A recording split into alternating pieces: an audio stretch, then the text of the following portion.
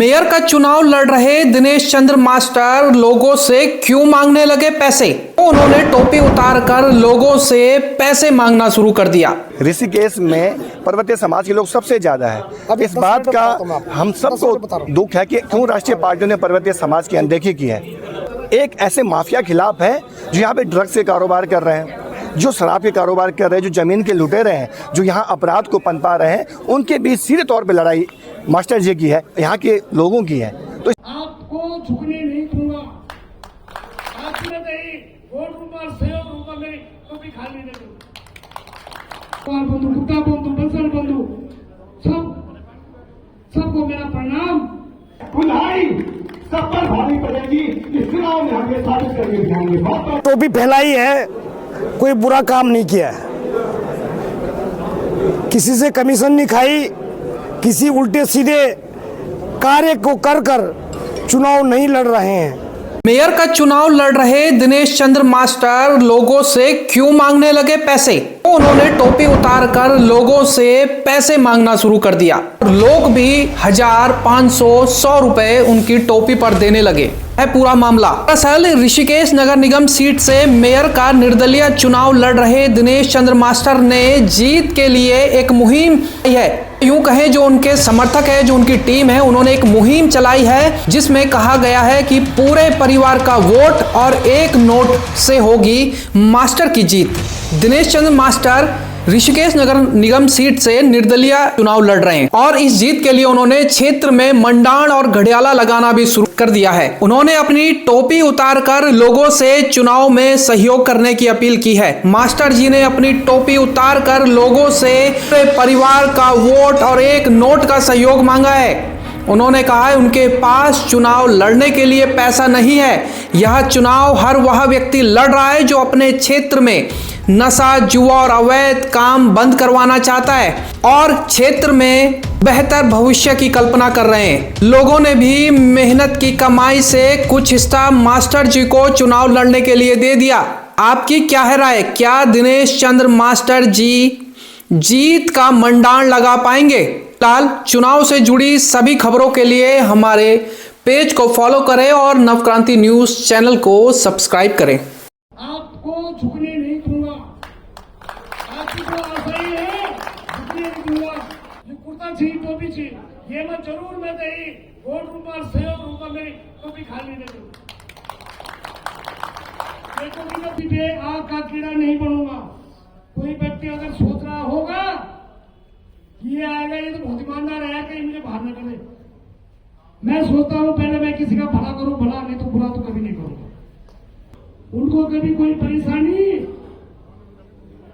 मेरी तरफ से नहीं होगी क्योंकि उन्होंने मुझे पाला पोसा भी है ऋषिकेश में। सब अग्रवाल बंधु, गुप्ता बंधु, बंसल बंधु सबको मेरा प्रणाम।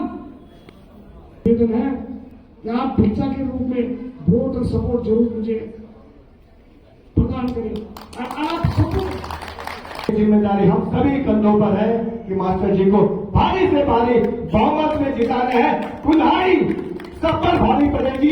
इस चुनाव में हमें साबित करके दिखाएंगे। बहुत बहुत धन्यवाद। आप सबको बधाई देता हूं कि आपका चुनाव निशान पूरा नहीं है। आपका चुनाव निशान पूरा नहीं है। बचपन में हम लगा पड़ी मास्टर की ऐसे नाम दिया मास्टर की और मस्त ऋषिकेश नगर निगम के सम्मानित जनता से आग्रह ही नहीं विनम्र प्रार्थना करता हूँ कुछ जो ये मेला है ये 5 साल में एक बार आता है। ये मेला में आप शिरकत जरूर कीजिए और भारत के संविधान के तहत जो हमें हर व्यक्ति को, चाहे उसमें छोटा बड़ा कुछ नहीं है, उसको वोट देने का अधिकार है। अपना मत का प्रयोग जरूर करें। ये टोपी फैलाई है, कोई बुरा काम नहीं किया है, किसी से कमीशन नहीं खाई, किसी उल्टे सीधे कार्य को कर चुनाव नहीं लड़ रहे हैं। ये जनता ने मुझे अगर आगे किया है, मैं जनता से मुझे आशा करनी चाहिए थी, उससे पहले ही वह मुझे सहयोग के रूप में मेरी टोपी जो मैं फैलाई उसमें दिया उन्होंने, और आगे भी मेरा यही विनम्र निवेदन रहेगा कि आप मुझे इसी तरह सहायता प्रदान करें और 5 साल बाद यदि मैं सत्तासीन होता हूं या किसी कुर्सी पे बैठता हूं तो मेरी यही आदत रहेगी, ऐसा ही रहेगा और मैं अपने लिए धन संचित करने का कोई कार्य भी इस तरह कोई नहीं करूंगा। जनता मुझे चुनाव लड़ा रही है, धन की कहाँ पे बात आती है? मुझे कोई पार्टी थोड़ी नहीं करनी है, मतदान मिलेगा मुझे, मतदान, कन्यादान। अगर मतदान को मत खरीदने से उसका वो किया जाए, वो तो मत, अगर मेरा पैसा लग रहा है तो इसका मतलब मैं मत खरीद रहा हूं, और अगर खरीद रहा हूं तो मेरा पैसा लग रहा है, जीतने के बाद मैं पहले वो वसूल करूंगा। ये मतदान मिल रहा है मुझे बिना छल कपट निस्वार्थ भावना से, और जिसका कि संविधान में अगर आप जीत जाते हैं तो क्या जो समाज में आज जो नशे का कारोबार फल फूल रहा है, कहीं ना कहीं युवा पीढ़ी उसमें बर्बाद हो रही है, तो क्या उस पर रोक लग पाएगी? भाई मेरे आंखों के सामने तो ऐसा काम नहीं होने दूंगा, मैं अपने आंखों के सामने ये काम नहीं होने दूंगा। इसके लिए मैं थोड़ा सा सख्ती तो बरतूंगा यार भाई। देखिए, इस चुनाव को जनता लड़ रही है, एक एक यहाँ का व्यक्ति लड़ रहा है, यहाँ का मूल निवासी समाज, हमारे पहाड़ी समाज के लोग सभी मिलकर इस चुनाव को लड़ रहे हैं। और एक तरह से आज हम देख रहे हैं मास्टर जी के पक्ष में लोग तन मन और धन से खड़े हैं। मास्टर जी को कहीं भी किसी तरह कोई कमी नहीं होने देंगे। समाज एकजुट हो चुका है, मास्टर जी के पक्ष में लामबंद हो गया है।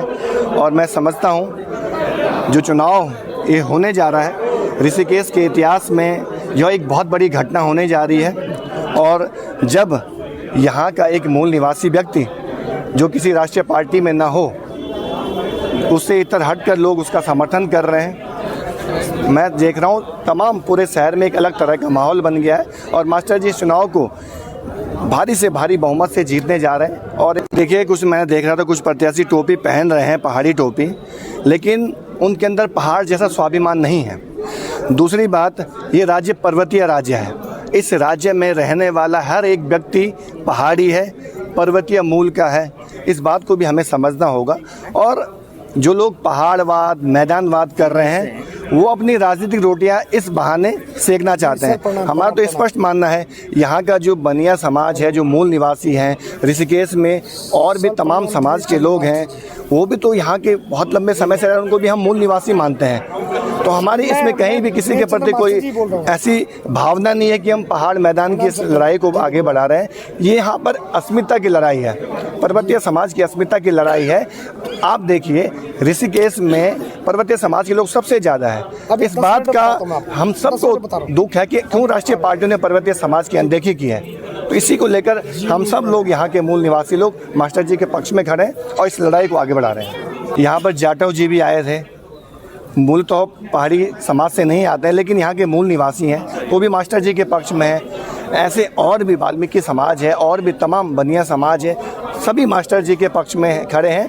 जो यहाँ के उत्तराखंड के मूल भावना से जुड़े हुए हैं, जो यहाँ के मूल निवासी हैं, सभी लोग मास्टर जी के पक्ष में खड़े हैं। ये जो संघर्ष है मास्टर जी का और यहाँ की जनता का, वो एक ऐसे माफिया खिलाफ है जो यहाँ पे ड्रग्स के कारोबार कर रहे हैं, जो शराब के कारोबार कर रहे हैं, जो ज़मीन के लुटेरे हैं, जो यहाँ अपराध को पनपा रहे हैं, उनके बीच सीधे तौर पे लड़ाई मास्टर जी की है, यहाँ के लोगों की है। तो इसमें कहीं भी पहाड़ मैदान की बात नहीं होनी चाहिए। तमाम जो लोग इस उत्तराखंड में हैं, जो इस भावना को समझते हैं कि हमें उत्तराखंड को आगे बढ़ाना है, उनके हित की लड़ाई मास्टर जी यहाँ पे लड़ते हुए दिखाई दे रहे हैं।